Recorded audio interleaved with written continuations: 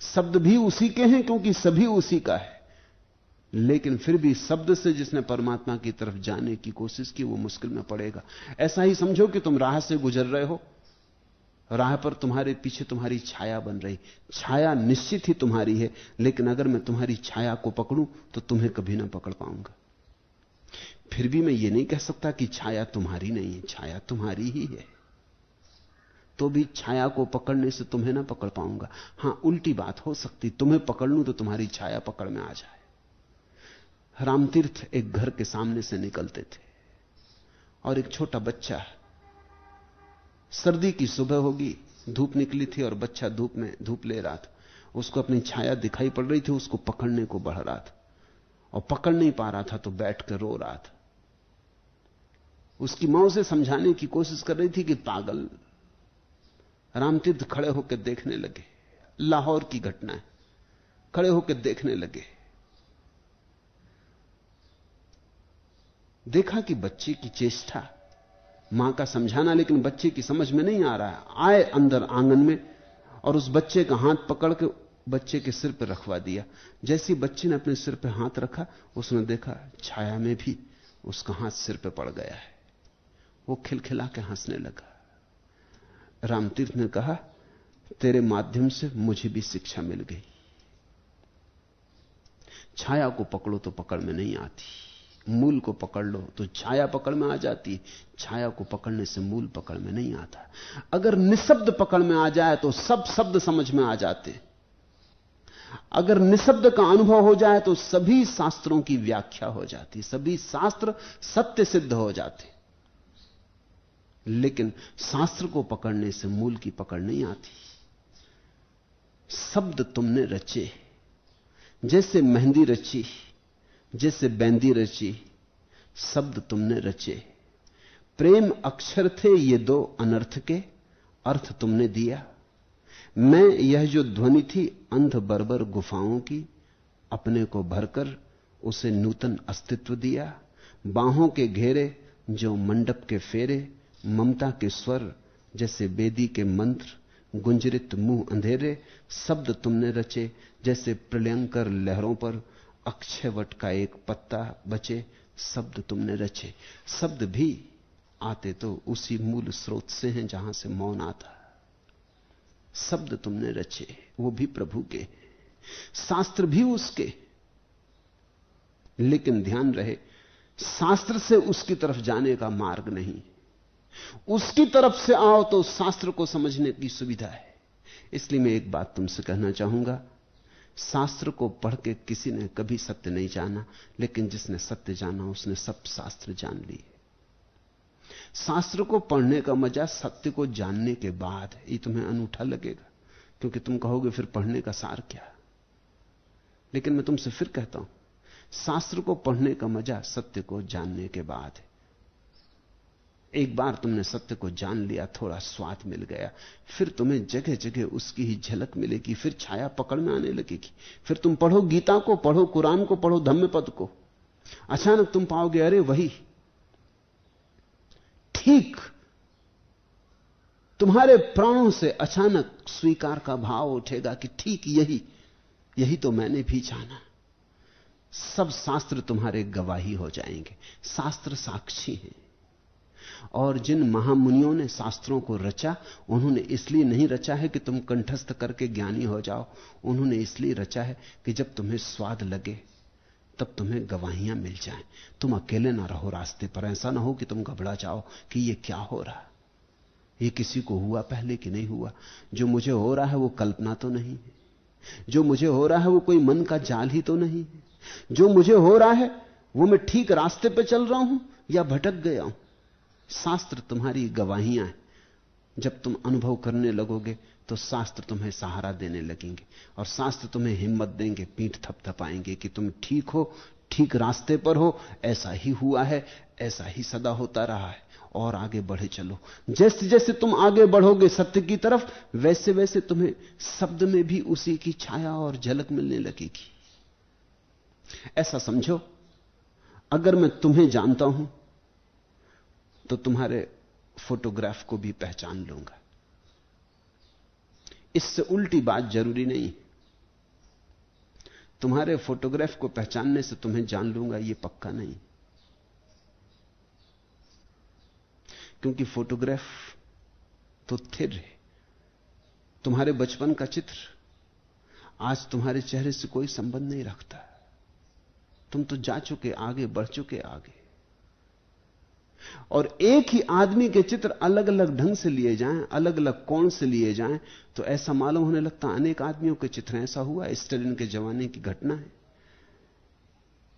एक आदमी ने चोरी की और उसके 10 चित्र, उसी एक आदमी के 10 चित्र, एक बाएं से, एक दाएं से, एक पीछे से, एक सामने से, एक इधर से, एक उधर से, 10 चित्र उसके भेजे गए पुलिस स्टेशन में कि इस आदमी की पता लगाओ।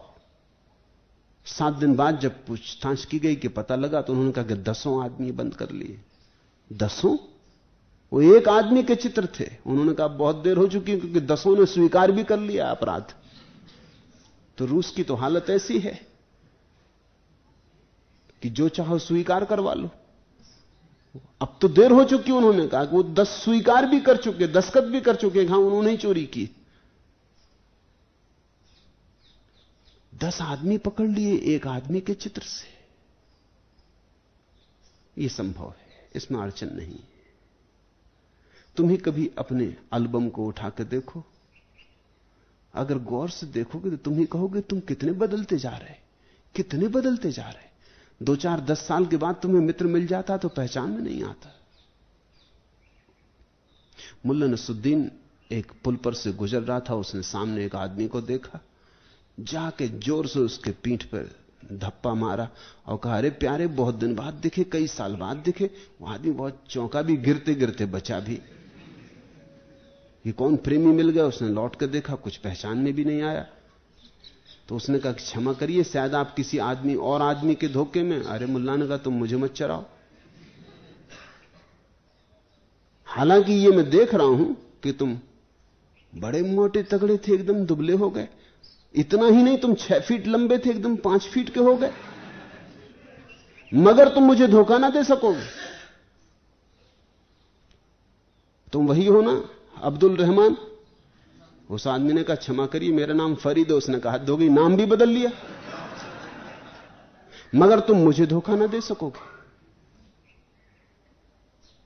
10 साल के बाद मित्र को भी पहचानना मुश्किल हो जाता है। 10 साल के बाद अपने बेटे को भी पहचानना मुश्किल हो जाता है। 10 साल अगर देखो ना, रोज रोज देखते रहते हो, इसलिए आसानी है, क्योंकि रोज रोज धीरे धीरे परिवर्तन होता रहता और तुम धीरे धीरे परिवर्तन से राजी होते जाते हो। नहीं, चित्र से पता लगाना संभव नहीं। हां, असली आदमी पता हो तो चित्रों में उसकी झलक तुम खोज ले सकते हो। असली से छाया का सदा पता मिल जाता। इस सूत्र का इतना ही अर्थ है कि तुम शब्दों में मत खो जाना, निशब्द की तलाश करना। और निशब्द की तलाश करना हो तो शास्त्र को, सिद्धांत को, फिलॉसफी को विस्मरण करना।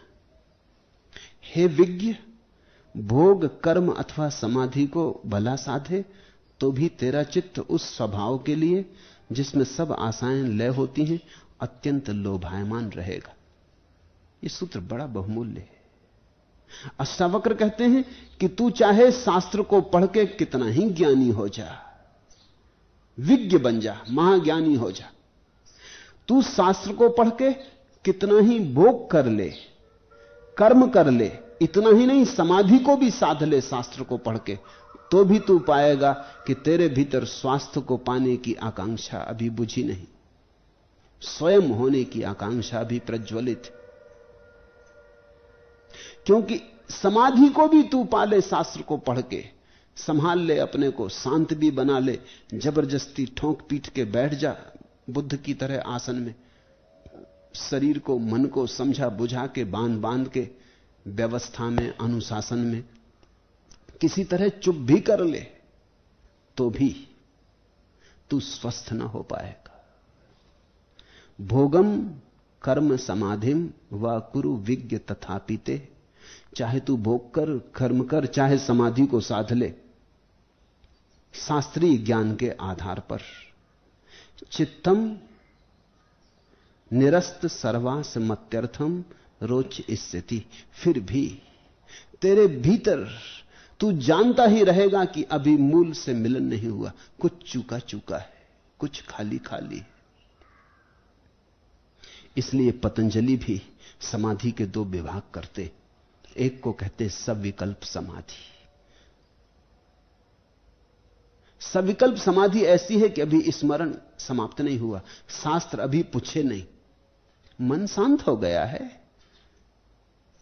तुलनात्मक ढंग से मन अब पहले जैसा अशांत नहीं है। घर के करीब आ गए हैं, शायद सीढ़ी पर खड़े हैं, लेकिन अभी भी द्वार के बाहर है।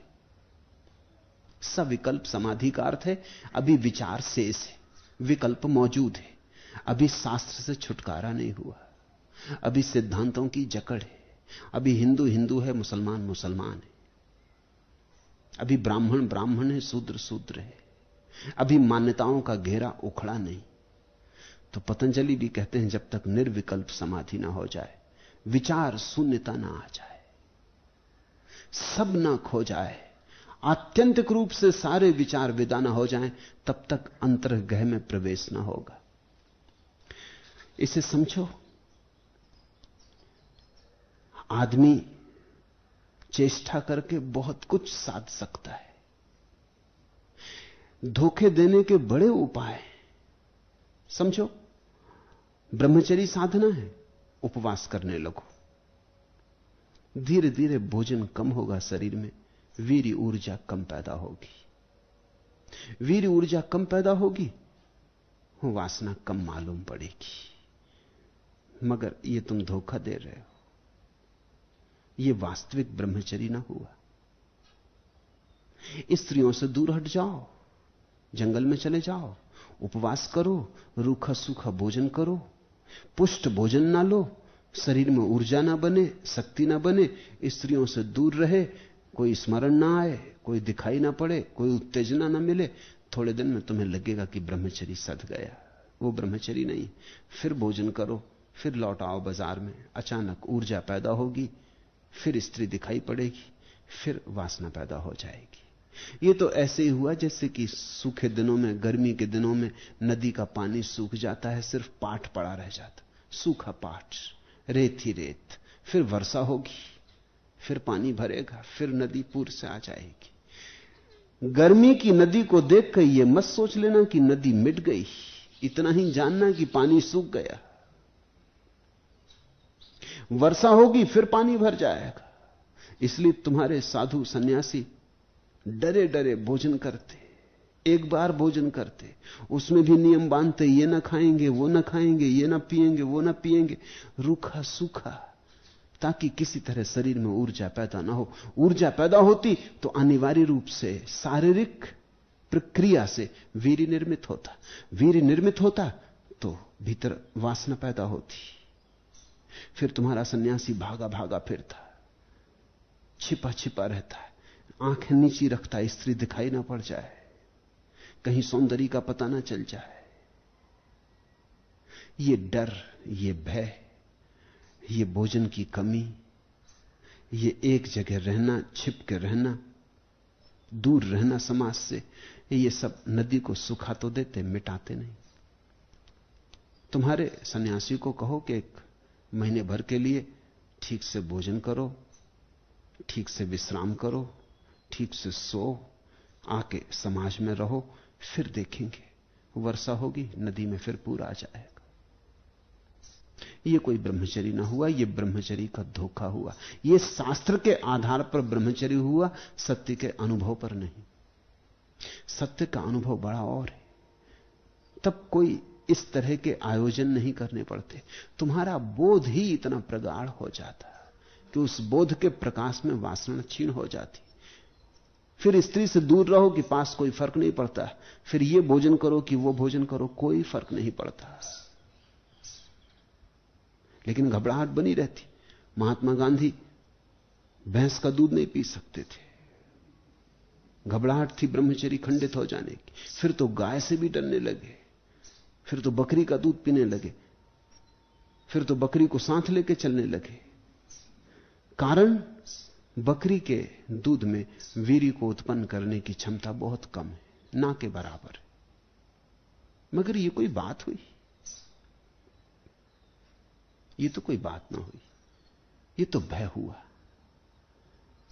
और इस भांति जो ब्रह्मचर्य ऊपर से थोप भी लिया, वो भीतर से तो नहीं आ जाएगा।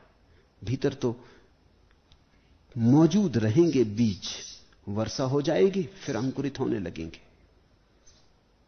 इसी तरह तुम ध्यान भी कर सकते हो। अष्टावक्र कहते हैं समाधि भी साध लो। समाधि साधने के कई ऊपरी उपाय हैं। जैसे प्राणायाम को अगर कोई ठीक से साधे और धीरे धीरे श्वास पर नियंत्रण कर ले और श्वास को रोकना सीख जाए, तो श्वास के रुकते ही विचार भी रुक जाते, क्योंकि बिना श्वास के विचार तो चल ही नहीं सकते। अब ये झूठी तरकीब है। तुम बैठ गए श्वास को रोककर, तो जितनी देर श्वास रुकी रहेगी उतनी देर विचार भी रुक जाएंगे। क्योंकि श्वास रुक गई तो मन शरीर दोनों ही निर्जीववत पड़े रह जाते। लेकिन कब तक श्वास को रोके रहोगे? श्वास लौटेगी, लेना पड़ेगी। जैसे ही श्वास को लोगे, फिर सारे विचार पुनरुज्जीवित हो जाएंगे। तो आदमी श्वास लेने से डरने लगेगा। यह भी सच है कि इस भांति से एक तरह की शांति भी आ जाएगी। जब विचार नहीं होंगे तो शांति आ जाएगी, लेकिन यह शांति जड़ता की होगी। इसलिए जिन्होंने जाना है उन्होंने समाधि के दो रूप कहे। एक रूप को जड़ समाधि कहा है। जड़ समाधि का अर्थ होता है जो समाधि है नहीं, सिर्फ जड़ता है, और जड़ता के कारण समाधि मालूम पड़ती। तुमने देखा, मूढ़ व्यक्ति चिंतित नहीं होता है। चिंता होने के लिए भी तो खोपड़ी में कुछ बुद्धि होनी चाहिए ना। मूढ़ है तो कोई चिंता का सवाल ही नहीं, तो मूढ़ बैठा रहता। दुनिया में कुछ भी होता रहा, उसे कोई चिंता नहीं। घर में आग लग जाए तो वो शांति से बैठा हुआ है। देखो उनकी निर्विकल्प समाधि, उनको कोई विकल्प ही नहीं उठ रहा है। मगर मूढ़ता समाधि नहीं, जड़ता समाधि नहीं। तुम अनेक साधु सन्यासियों की आंखों में जड़ता पाओगे। चैतन्य का प्रकाश नहीं, आंखों में विभा नहीं, एक तरह की सुस्ती पाओगे, एक तरह की उदासी पाओगे। उन्होंने जीवन धारा को छीन कर लिया है। श्वास कम ले रहे हैं या श्वास पर नियंत्रण कर लिया है। शरीर के ऐसे आसन हैं जिन आसनों को ठीक से साधने पर विचार की प्रक्रिया मंद हो जाती। तुमने देखा, जब कभी तुम उलझ जाते हो तो सिर खुजलाने लगते हो। एक विशेष मुद्रा में चिंता प्रकट होती। एक बहुत बड़े वकील को आदत थी कि जब वो उलझ जाता तो अपने कोट का बटन घुमाने लगता है अदालत में विवाद करते वक्त। विरोधी इसको देखते रहे। एक बड़ा मामला था प्रिवी काउंसिल में, जयपुर स्टेट का कोई मुकदमा था। तो विरोधी ने तरकीब की, मिला लिया वकील के सोफर को और उससे कहा कि जब गाड़ी में कोट रखा हो तो तू ऊपर का बटन तोड़ देना, फिर हम निपट लेंगे। वकील तो अपना कोट लेके अंदर आ गए, कोट पहन के अपना काम शुरू कर दिया। वो तो जब उलझन का मौका आया और उन्होंने बटन पर हाथ रखा, अचानक सब विचार बंद हो गए। पाया कि बटन नहीं है, घबरा गए। वो धक्का ऐसा लगा, पुरानी आदत, सदा की आदत, एकदम विचार रुक गए। तुमने देखा, चिंतित हो जाते हो, सिगरेट पीने लगते हो, राहत मिलती। धुआं बाहर भीतर करने लगे, पुरानी आदत, उससे राहत मिलने का संबंध हो गया है। कम से कम मन दूसरी जगह उलझ गया। चिंतित आदमी से कहो सिगरेट मत पियो, सिगरेट पीना छोड़ दो, वो बड़ी मुश्किल में पड़ जाता है, क्योंकि सिगरेट पीना तो छोड़ दे, लेकिन जब चिंता पकड़ती तब क्या करे। शरीर और मन जुड़े। तो योग में बहुत सी प्रक्रियाएं खोजी गई। एक विशेष आसन में बैठने से मन में विचार कम हो जाते। तुम देखो, अगर तुम लेट के पुस्तक पढ़ो तो तुम्हें याद ना रहेगी, क्योंकि लेट के पढ़ने से जब तुम लेट के पढ़ते हो तो खून की धारा मस्तिष्क में तीव्र होती, तो जो भी स्मृति बनती है वो पुछ जाती। इसलिए लेट के पढ़ने वाला याद नहीं कर पाएगा, भूल जाएगा। बैठ के पढ़ोगे ज्यादा याद रहेगा। अगर रीढ़ बिल्कुल सीधी रख के बैठ के पढ़ा तो ज्यादा याद रहेगा, बहुत ज्यादा याद रहेगा। इसलिए जब भी तुम्हें कोई चीज याद रखनी होती, तुम्हारी रीढ़ तत्क्षण सीधी हो जाती। अनजाने अगर कोई महत्वपूर्ण बात कही जा रही, तुम रीढ़ सीधी करके सुनते हो। कोई साधारण बात कही जाती, तुम फिर अपनी कुर्सी से टिक गए कि ठीक है, रही याद तो ठीक, ना रही याद तो ठीक। महत्वपूर्ण बात को तुम अचानक रीढ़ सीधी करके सुनते हो, क्योंकि शरीर की विशेष स्थितियों में मन की विशेष दशाएं निर्मित होती। तो योग ने बड़ी प्रक्रियाएं खोजी।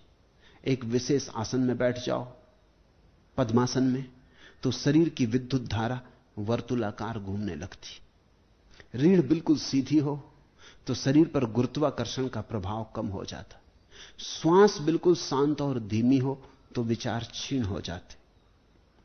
आंख नाक के नासाग्र पर अटकी हो तो आसपास से कोई चीज विघ्न नहीं देती, कोई गुजरे निकले कुछ पता नहीं चलता। ऐसी दशा का अगर निरंतर अभ्यास किया जाए तो धीरे धीरे तुम पाओगे एक तरह की जड़ समाधि पैदा हो गई। शरीर के माध्यम से तुमने मन पर एक तरह का कब्जा कर लिया, बाहर से तुमने भीतर को दबा दिया। अष्टावक्र कहते हैं यह सच्ची समाधि नहीं, यह चेष्टा से पैदा हुई समाधि है। भोगम कर्म समाधिम वा कुरु विज्ञ तथापिते। तू चाहे भोग कर, चाहे कर्म कर, चाहे समाधि लगा, चित्तम निरस्त सर्वास मत्यर्थम रुच्य स्थिति। फिर भी तेरे गहन चित्त में एक बात बनी ही रहेगी कि जो मिलना चाहिए अभी मिला नहीं। ऊपर ऊपर सब शांत हो जाए, भीतर भीतर आग का दावानल बहेगा। ऊपर ऊपर सब मौन मालूम होने लगे, भीतर ज्वालामुखी जलेगा। उस स्वभाव के लिए मन में बार बार तरंग उठेगी जिसमें सब आशाएं लय हो जाती। यह समाधि भी एक वासना ही है जो जबरदस्ती साध ली गई।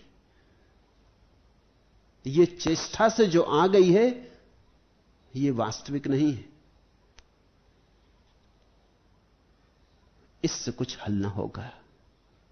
अब सुनना, आगे का सूत्र एक के बाद एक सूत्र और अद्भुत होता जाता। प्रयास से सब लोग दुखी। सुना तुमने कभी किसी शास्त्र को यह कहते? प्रयास से सब लोग दुखी हैं, इसको कोई नहीं जानता। इसी उपदेश से भाग्यवान निर्वाण को प्राप्त होते हैं।